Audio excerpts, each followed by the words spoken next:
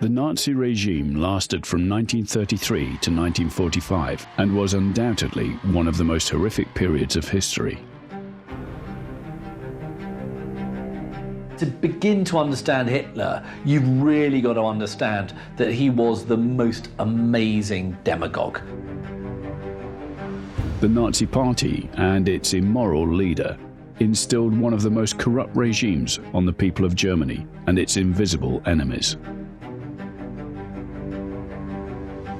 However, Adolf Hitler was not working alone. It's the SS men doing not only the exterminations and are notorious for being some of the most evil and deadly troops. He had a circle of some of the most barbaric and evil men alongside him, who helped make the atrocities possible. If there were unpleasant things going on or policies that they didn't like, then somehow that Hitler couldn't know about it, that he wasn't associated with it, it can't have been him. If only the Führer knew, this wouldn't be happening. These are the Nazi fugitives.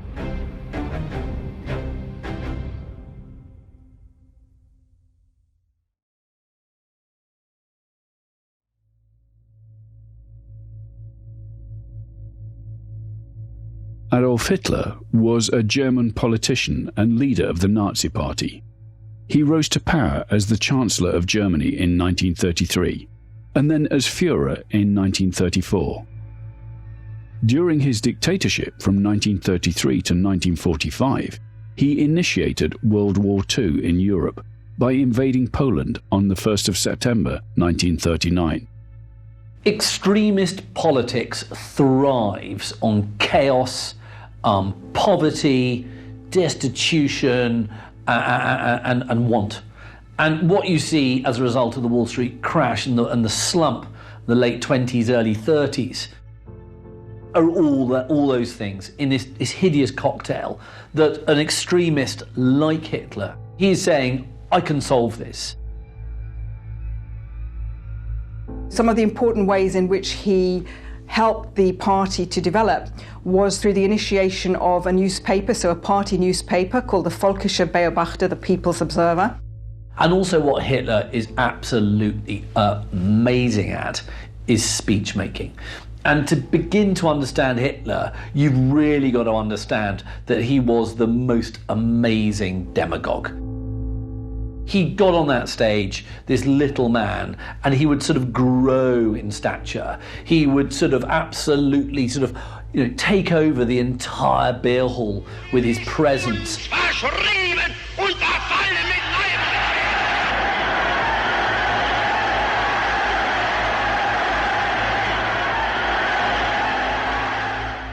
He would shout and he'd get quiet and he would almost enter into a kind of trance. And the audiences would be mesmerised by this. And indeed, they'd be mesmerised by it for decades. And this is key to how Hitler gets into power, because when he's on the stage, he becomes another figure. On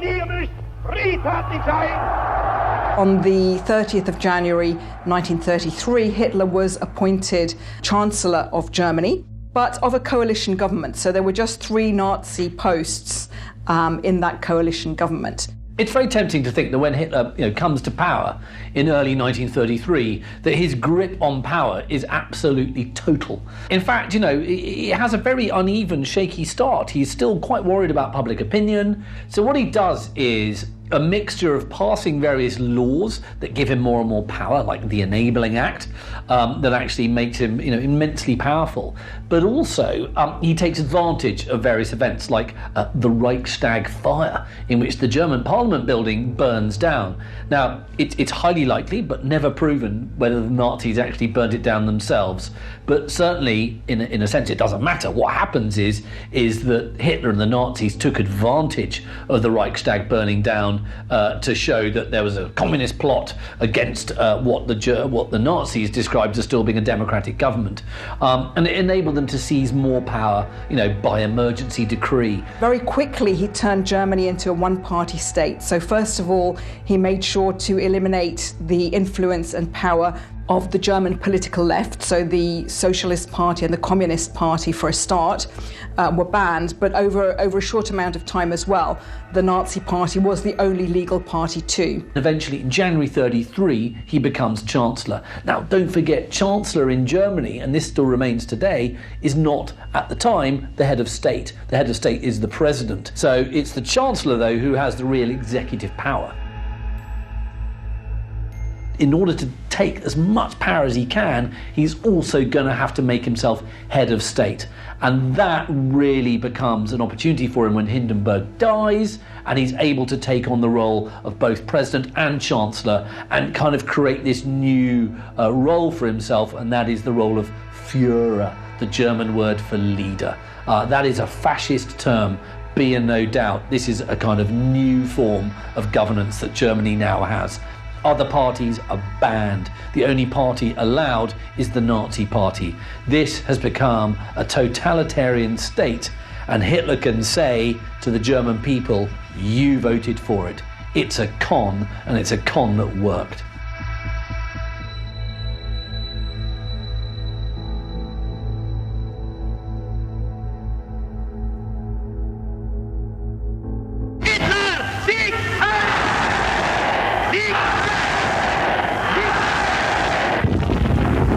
Pageantry, the district leaders from all over Germany swore personal allegiance to him, hypnotized with the belief that they were members of a master race. This film will deal with Act One of the Nazi bid for world power, the most fantastic play in all recorded history.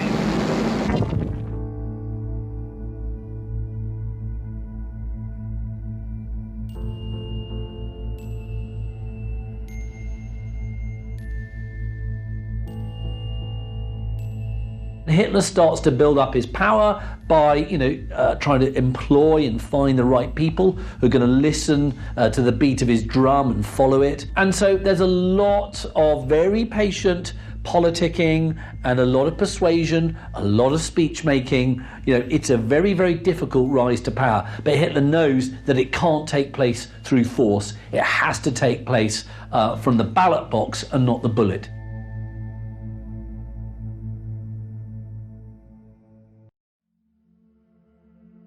Paul Joseph Goebbels was a German Nazi politician and Reich Minister of Propaganda of Nazi Germany from 1933 to 1945. He was one of Adolf Hitler's closest and most devoted associates. He was known for his skills in public speaking and his deeply virulent anti-Semitism, which was evident in his publicly voiced views. In May 1933, Goebbels arranged the burning of all un-German books at the Opera House in Berlin, indicating that the Nazis were taking control of everything. He gained control of the media entirely, controlling all aspects of the press, radio, theatres, films and television, literature, music and the fine arts. Joseph Goebbels and his wife Magda are seen as the perfect German family to set an example for the German people. Joseph Goebbels joined the Nazi Party quite early on, as did Hitler, and he became very much involved in those early years with helping the party to develop, and in particular with these techniques of propaganda and really getting these messages across to the German nation. Part of the way that he and Hitler did this was to use very short slogans, but to keep repeating them so that everybody knew what the Nazi Party was about. He is married to a very sort of striking blonde woman called Magda. Now, Magda has been married before to a very wealthy German industrialist, but she eventually gets divorced and marries Joseph Goebbels, who was a real Casanova, actually. Even though he was short, club-footed, and not an attractive man, he had a lot of sexual conquests.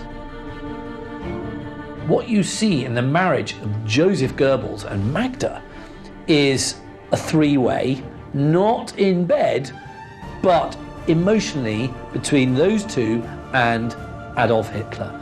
Because Adolf Hitler absolutely adored Magda Goebbels and thought that she was the kind of perfect Nazi woman. And she was blonde and she was, sort of vivacious And she was absolutely devoted to Hitler. She absolutely adored him. Magda was very good for the Nazi Party, and when Goebbels introduced her to Hitler, Hitler got on very well with her and sort of could see the advantages and encouraged them to get married.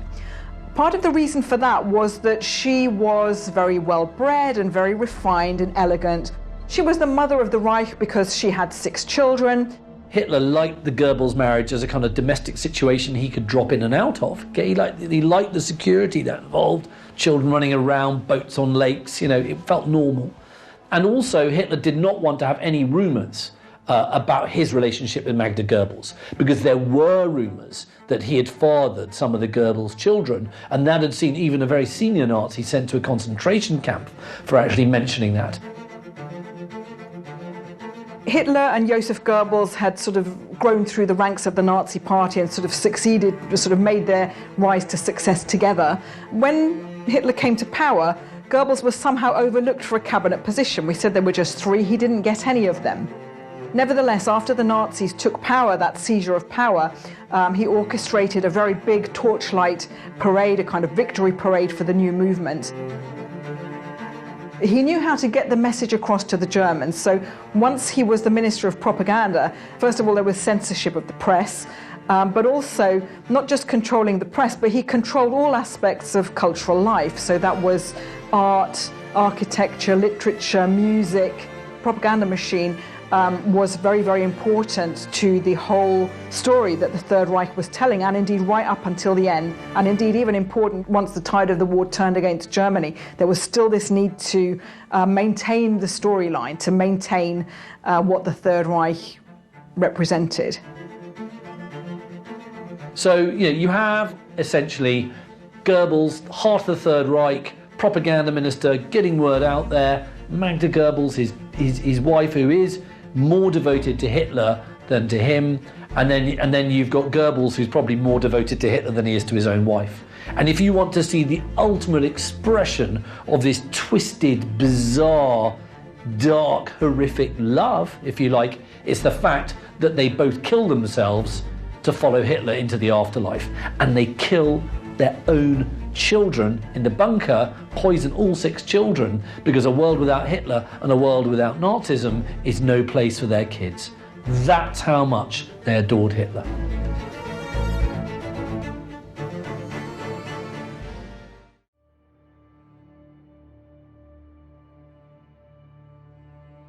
Heinrich Himmler was Reichsführer of the Schutzstaffel and a leading member of the Nazi Party of Germany. Himmler was considered one of the most powerful men in Nazi Germany and a leading architect of the Holocaust. Heinrich Himmler established his force of elite bodyguards for Hitler, the SS. Himmler established the first Nazi concentration camp in Dachau, indicating he had no issue bringing harm to Jews, as he considered them vermin within Germany. Himmler, like Hitler, looked like the very inverse of the kind of Aryan, blonde, 6'5" tall superhuman. He was a very short man, sort of weak jawline, very ugly, sort of pebble glasses, former chicken farmer. He looked very, very unimpressive. Himmler had joined the Nazi Party in quite early years, and I think that the important thing about what Himmler did was that he established the SS. And the SS started out as a very small group, and in fact started out as Hitler's personal bodyguard. Himmler extended his power very quickly and his power base. So with the SS as a very small organization that had started out as Hitler's bodyguard, suddenly became thousands strong. By about 1936, he was in charge of a very vast complex of the SS, the Gestapo, which was the secret police, and the security police. And what Himmler does from, almost from the beginning is to build the SS up into a state within a state. Because by the height of Nazi power, Himmler is in charge of an organization that has a kind of civil side to it, an administrative side to it, which is huge and has fingers in so many pies, and also the Waffen-SS, the armed SS, which is there, to help fight the war. And its troops are notorious for being some of the most sort of kind of evil and deadly troops, as part of the war. He became in charge of the whole concentration camp system. He was responsible for the Holocaust because, it was the SS largely who carried it out. And when he went to go and kind of witness a slaughter, some brains were splattered upon his coat and it caused him to vomit. He never, this is the man responsible for it and he can't cope with it. I'm not saying it's desirable that he should have coped with it, but it just shows you that he didn't actually have the personal appetite for butchering people himself and got other people to do it. In many ways, he was a coward.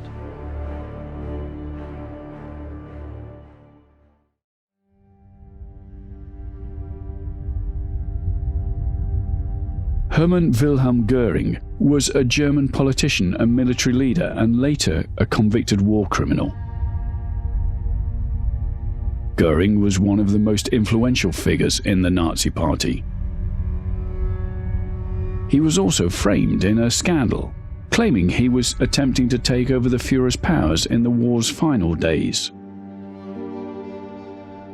Goering wrote a letter to Hitler, offering to relieve Hitler of his duties and act in his place, as he had believed the Führer was encircled and helpless in Berlin.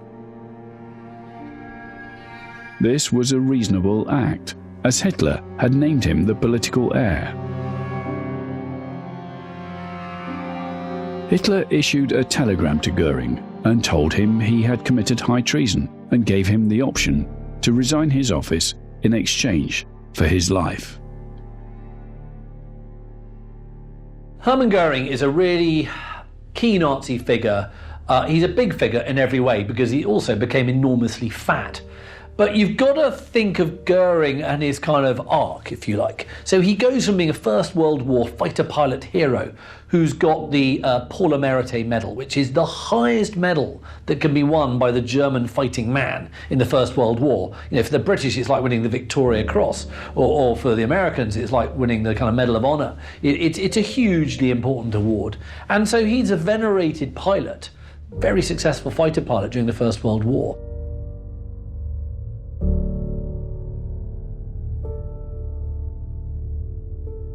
And then when he falls in with the Nazis in Munich in the 20s, he's feeling that's giving him a kind of sense of purpose.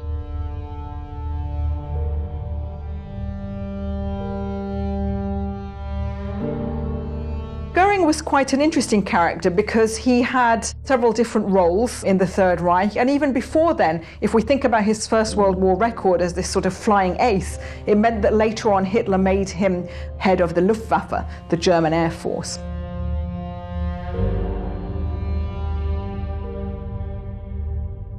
The problem is that he's on the famous beer hall putsch in 1923 and he gets shot and wounded. And when he's recuperating from his wounds, he's given morphine, heroin, effectively. And it's that he becomes addicted to. Goering is addicted to morphine all the way through from the beer hall putsch in 23, for another 23 years until he dies in 1946. It holds him back in many ways, but he is a man who likes the finest things in life. And so when the Nazis do come to power, and that's partly thanks to the fact that Goering is such a capable politician, and because he comes from a pretty well-off background and married to an aristocrat, he to some of the kind of old-school German bigwigs looks like the decent face of Nazism because he's kind of a war hero and quite an old-school figure. So he's absolutely instrumental in helping the Nazis get into power. And he consolidates a lot of power into his own pockets and hands, if you like. So he's in charge of the Prussian police. He's initially in charge of the Gestapo, the secret state police. He's in charge of the 4-year plan, which is an important economic imperative. This is a man with a lot of power, and he uses it to personally enrich himself.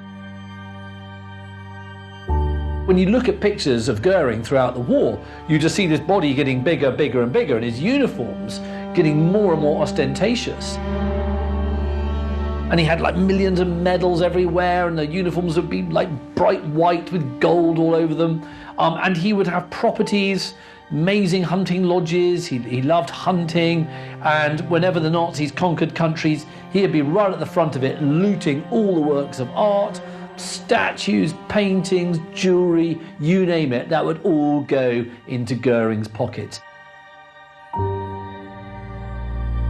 He made himself almost impossibly rich, and he also had vast appetites, not only for morphine, but also for alcohol, for food, for all the finest things in life.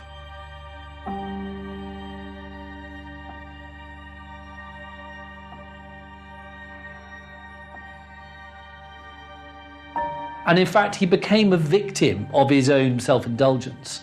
And when the Battle of Britain failed, and when the German Air Force was shown to be, inferior to a smaller British Air Force, he started, to be laughed at behind his back. He became this kind of drug-addled, alcoholic whale of a man who other Nazis would laugh at and not take seriously, and saw him as an impediment. By the end of the war, he's this joke figure. And it's at Nuremberg, when he's off the drugs, when he loses weight, his brain suddenly gets sharper again. And of all the Nazis in the dock at Nuremberg, he's the most impressive. And that old flash of intelligence and brilliance that's got him to the top of the Nazi tree is shown once more. And it's Goering who cheats the hangman by committing suicide in his cell in 1946.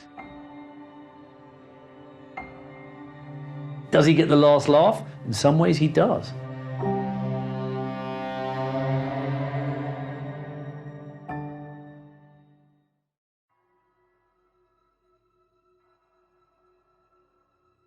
Rudolf Franz Ferdinand Höss was a German Schutzstaffel functionary during the Nazi era who was later convicted as a war criminal. He was the longest-serving commandant of the Auschwitz concentration and extermination camp. He tested and implemented means to accelerate Hitler's plan to exterminate the Jewish population systematically and introduce Zyklon B, containing hydrogen cyanide, used in the gas chambers. Now, he was the commandant of Auschwitz, and as a result has probably got about 1 million people against his name who he had murdered. He typified the quiet and bureaucratic mass murderer, very conscientious, very determined to do his job and to do it well, and of course without much thought for the victims. So in terms of what he was doing at Auschwitz, trying to make a very efficient machine and trying to do his job well and properly, his concern was not with the victims, but just to make sure that the apparatus was working well. So in this case, to ensure that the gas chambers could operate efficiently.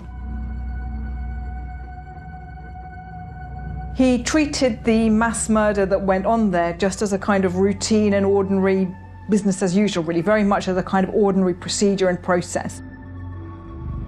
He took pride in being the first to use Zyklon B as the gas used for the gassing of his victims, and he was so efficient that at Auschwitz 2.5 million prisoners met their death. So it's a massive death toll, 2.5 million deaths at Auschwitz. He went into hiding at the end of the war on the advice of Heinrich Himmler, his ultimate boss in the SS, and Höss disguises himself and hides amongst various German Navy personnel. He's eventually picked up by the British, who've actually interrogated his wife, who's actually terrified that she's going to be tortured by the Brits, and she's basically spilled the beans. So Höss is brought to justice. And there is this extraordinary image of a British war crimes officer actually confronting Höss, who looks like this completely pathetic figure, looking absolutely terrified while this sort of tall British army officer is just basically shouting at him. And it shows, basically this man who had power of life and death over millions of people is reduced to this pathetic figure. Now the British hand him over to the Poles, and it's the Poles who actually bring him to justice, and it's the Poles who hang him. We had 2 SS doctors on duty at Auschwitz to examine the incoming transports of prisoners. Prisoners would be marched past one of the doctors who would make spot decisions as they walked by. Those who were fit for work were sent into the camp. Others were sent immediately to the extermination plant. Children of tender years were invariably exterminated, since by reason of their youth they were unable to work. We endeavored to fool them into thinking they were to go through a delousing process. It took from 3 to 15 minutes to kill the people in the death chamber, depending upon climatic conditions. We knew when the people were dead because their screaming stopped. We usually waited about 1/2 hour before we opened the doors and removed the bodies. After the bodies were removed, our special commandos took off the rings and extracted the gold from the teeth of the corpses. He was brought before a Polish military tribunal and he was found guilty and he was executed in April 1947. He was taken back to Auschwitz to outside the house where he and his family had lived, and he was executed there. He was executed there at the place where he had lived and at the place where he had sent millions of people to die during his time as commandant at Auschwitz.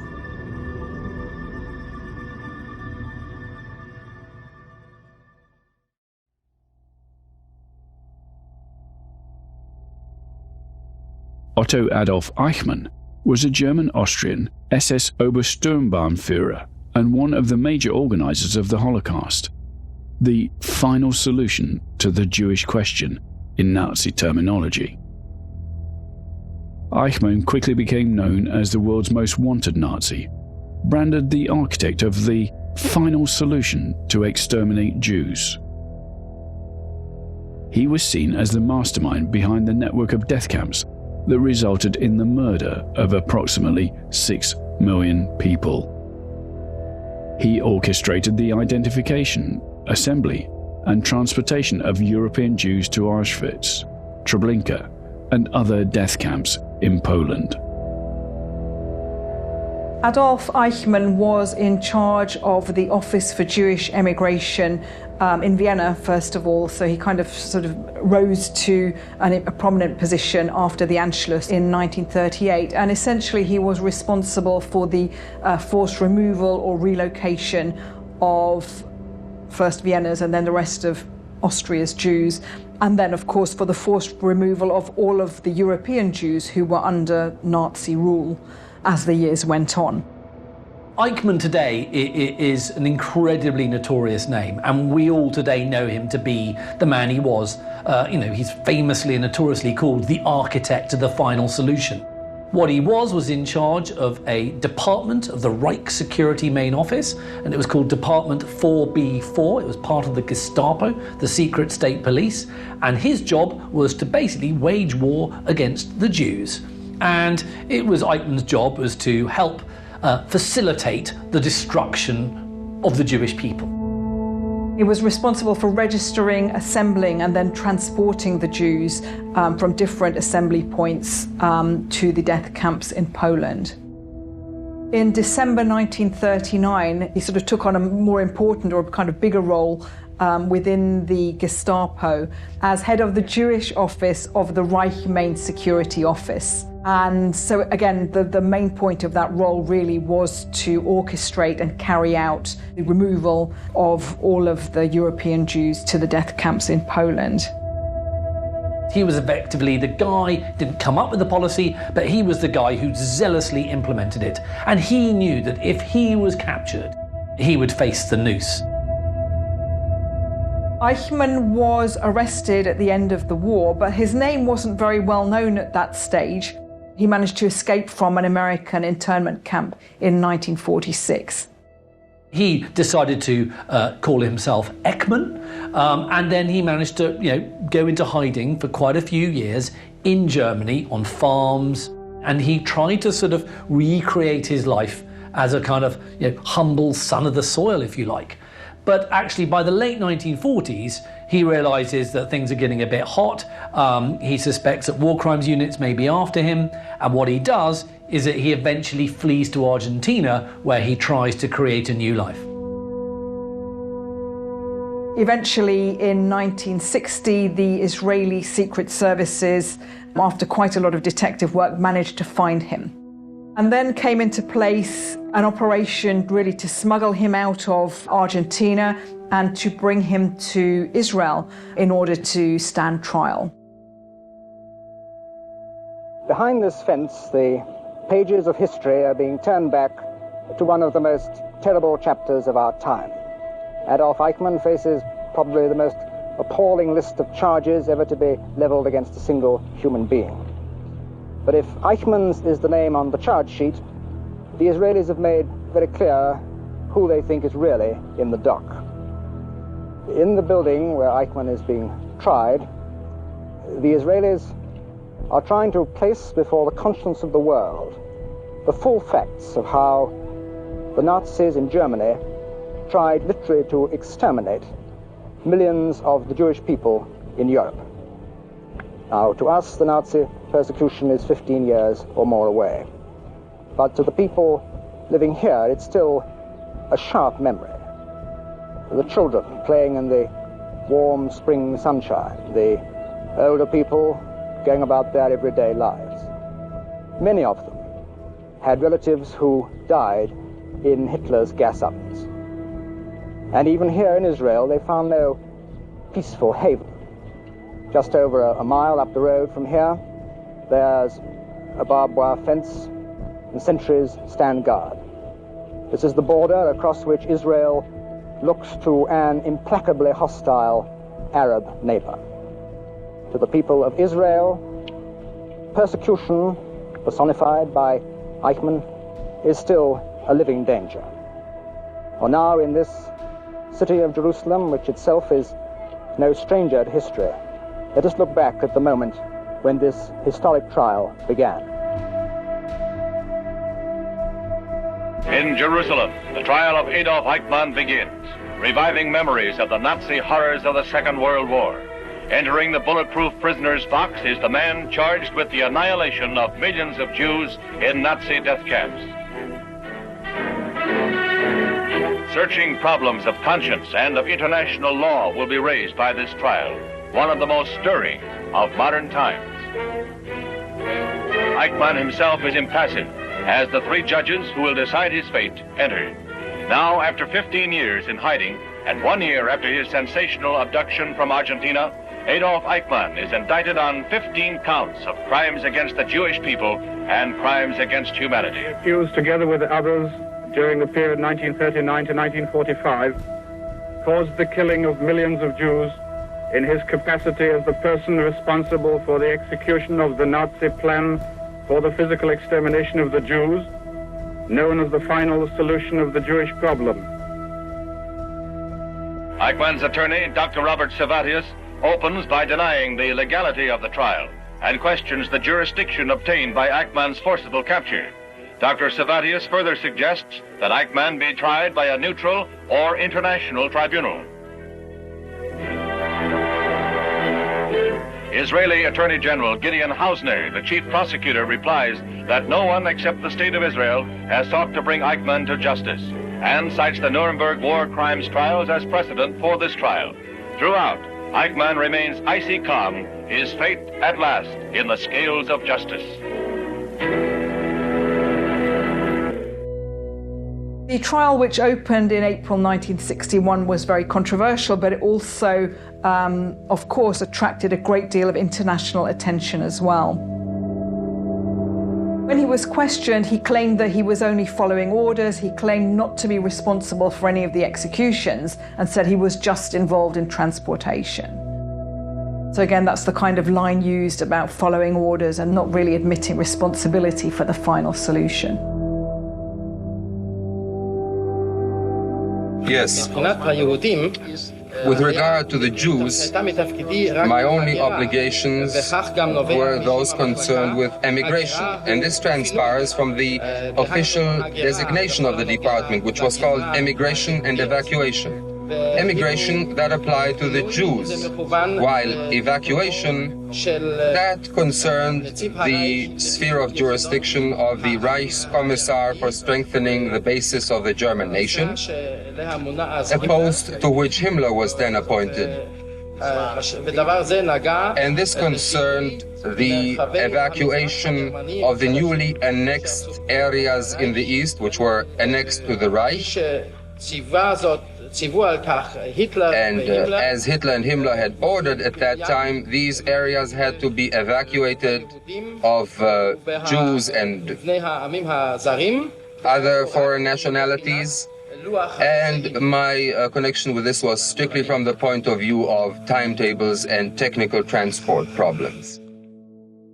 Im Einzelnen ist mir diese Sache heute nicht mehr gegenwärtig, Herr Präsident, aber ich weiß, dass die Herren beisammengesessen sind und haben hier eben in sehr unverblümten Worten, nicht in den Worten, wie ich sie dann ins Protokoll geben musste, sondern in sehr unverblümten Worten die Sache genannt, wie sie eben, ohne sie zu umschreiben. I do not remember it in detail, Your Honor.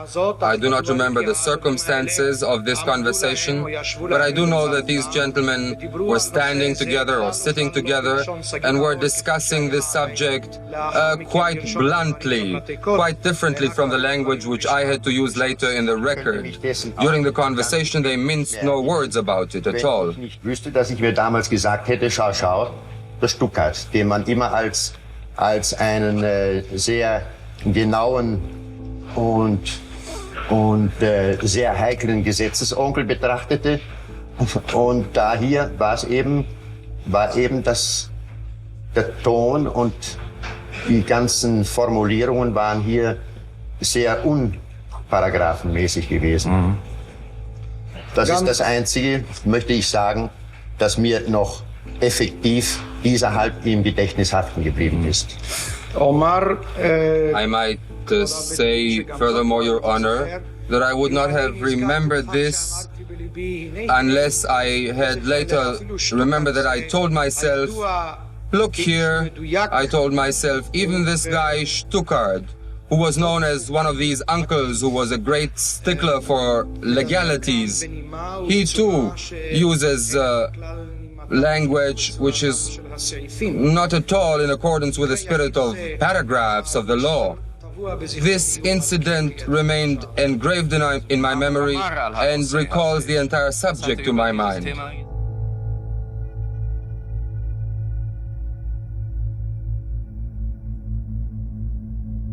Eichmann was sentenced to death in December 1961 and he was executed in May 1962.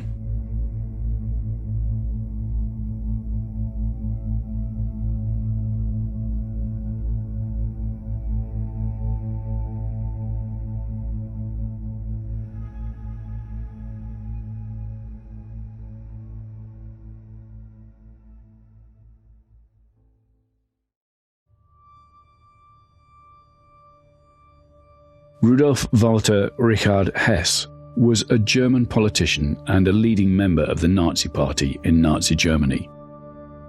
Appointed Deputy Führer to Adolf Hitler in 1933, Hess served in that position until 1941, when he flew solo to Scotland in an attempt to negotiate peace with the United Kingdom during World War II. Rudolf Hess noticed that the Führer was preoccupied and decided to take matters into his own hands. He decided to end the continuing military struggle between Germany and the Allies using a peace pact. He secretly flies solo over Britain and lands in Scotland by parachute, hoping to speak with one of the highly placed British figures. He intended to offer respect for the integrity of the British Empire, for Germany to have a free hand in Europe and the return of German colonies. Of course, as soon as he was found out to be a Nazi, he was arrested and treated as a prisoner of war, held in a British prison until the war's end. Once Hitler hears of his plan and capture in Britain, he declares Hess has committed treason, and the Nazis reject him. Rudolf Hess was a very troubled man in many ways, and you only have to look at his somewhat uneven expressions whenever he's captured on film. He's got his very sort of thick brows, and he looks like he's puzzling about the world in general.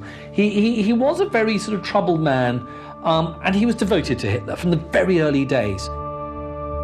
And it was Hess who was in Landsberg prison after the failed beer hall putsch in 1923, and it was Hess who was by kind of Hitler's side, all the way through those sort of kind of very dark years. As Hitler gains more power, Hitler is loyal to Hess because Hess has been loyal to him, and he makes him deputy Führer. But it's clear that as the Nazi Party has come to power and its popularity and its ability to draw on talent has increased, it's basically shown up Hess to be the kind of real second or third rater that he actually is. He's not really a very impressive figure. What does he offer, the Nazi regime now to control? He doesn't have any great personal charisma that's going to draw people in. He doesn't really have any particular kind of administrative skills. He doesn't, what he is just loyal. He's kind of totally out of his depth by the time Hitler comes into power. His usefulness is no longer there, and he's really basically very much sidelined by the outbreak of war, and it makes him very sort of desperate to curry favour with Hitler. And so he carries out this absolutely extraordinary mission, takes off from a Messerschmitt 110 in Augsburg and flies to Scotland, obviously, where he parachutes out to land on the land of the Duke of Hamilton, who he thinks is a friend of his. And he says, I'm here to basically, forge a peace deal that, if you allow Nazi Germany to have a free hand in Europe, we'll allow the British Empire and British colonies a free hand, and for Britain to maintain her influence all over the world. And of course, this is just complete nonsense. Churchill by this stage is in no mood to start listening to what is clearly a semi-deranged individual. And he just remains in prison, locked up until the end of the war, and then he's put on trial at Nuremberg, and by then he's gone mad. He seems very kind of withdrawn, troubled, and he is sentenced at Nuremberg, but he's not sentenced to death, and he actually lives in Spandau prison until his death many decades later as this very kind of cryptic, enigmatic figure.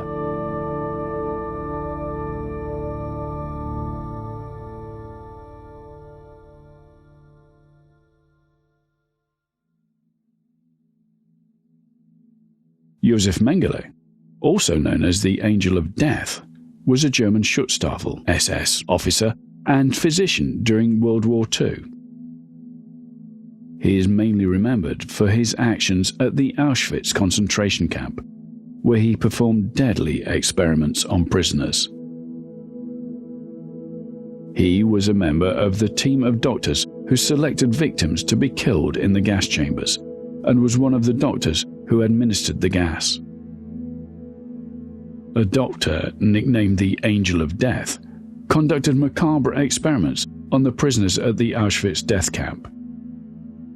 He started as an SS officer, was sent at the start of World War II to the Eastern Front to repel the Soviets, and received an Iron Cross for his bravery. After being wounded and cleared unfit for active duty, he was assigned to Auschwitz and used prisoners as guinea pigs, particularly women, twins, and the disabled, and tortured and killed children with his medical experiments. After being wounded and cleared unfit for active duty, he was assigned to Auschwitz and used prisoners as guinea pigs, particularly women, twins, and people with disabilities, and tortured and killed children with his medical experiments. It was Mengele's job to be one of those who selected which prisoners were to go straight to the gas chambers when they arrived by train at Auschwitz, and which prisoners should be allowed to go and work for a few months until they worked themselves, or for a few weeks until they worked themselves to death. But what he also did with his medical hat on was to experiment on twins. He was absolutely fascinated by twins from a kind of anthropological level, from a medical level. And what medics like with twins is that you have two people who are identical, and if you can compare and contrast what happens to them medically. Now, ethically, you can't, in most normal societies, introduce one twin to some disease and the other one not to receive it and then to see how they do. You could do that in Auschwitz because Mengele had all these live human guinea pigs. But medical experiments took place at a number of the concentration camps across Germany, including Dachau, Buchenwald, Sachsenhausen, Natzweiler, and Ravensbrück. We arrived at Auschwitz, and there was some Jewish people came up the train. He said to us, whatever we do, don't say that we are sick. And we stand in the line. And Mengele was sitting there, Dr. Mengele, they called him. And left, right, they announced every young woman should take the baby, give the children to the elderly, to the mothers, to the elderly people. Then when we came in the line, Mengele, he said on Germany, he talked to us if we are healthy, we are sick, or something is hurting us.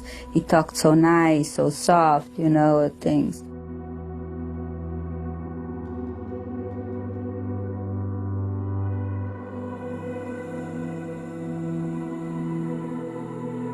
In my case, never ever talked to me.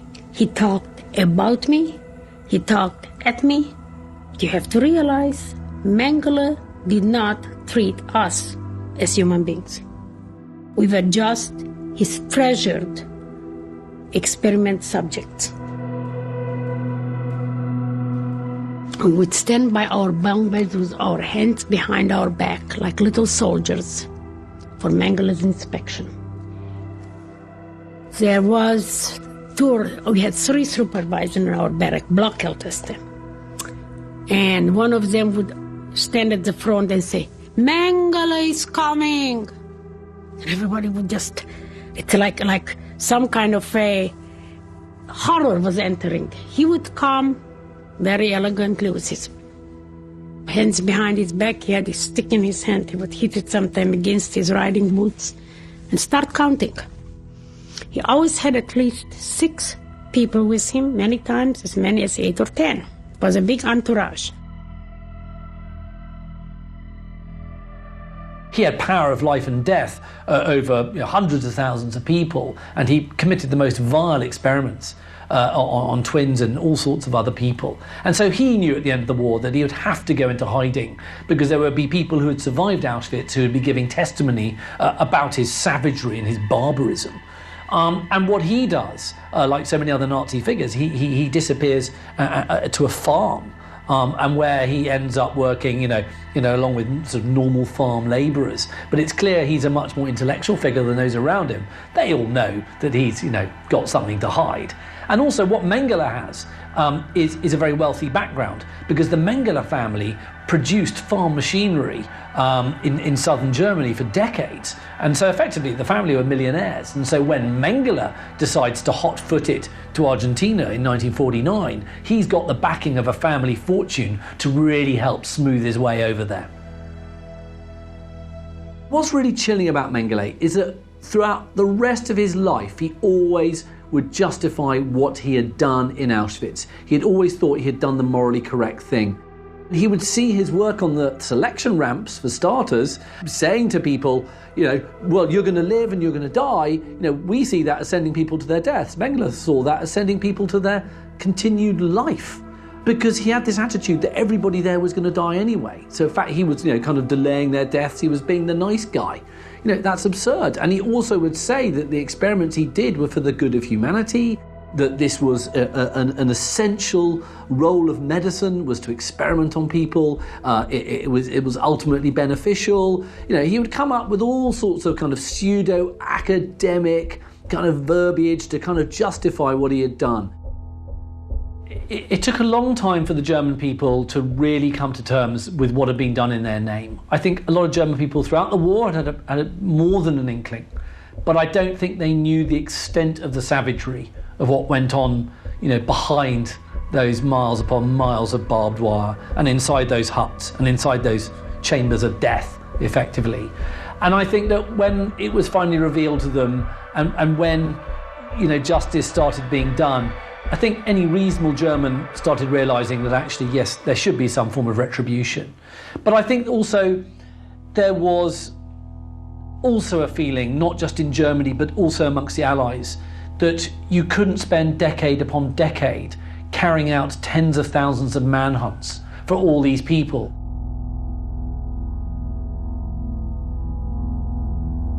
What Nuremberg represents to so many of these Nazis is a real reckoning that they never thought they were going to receive.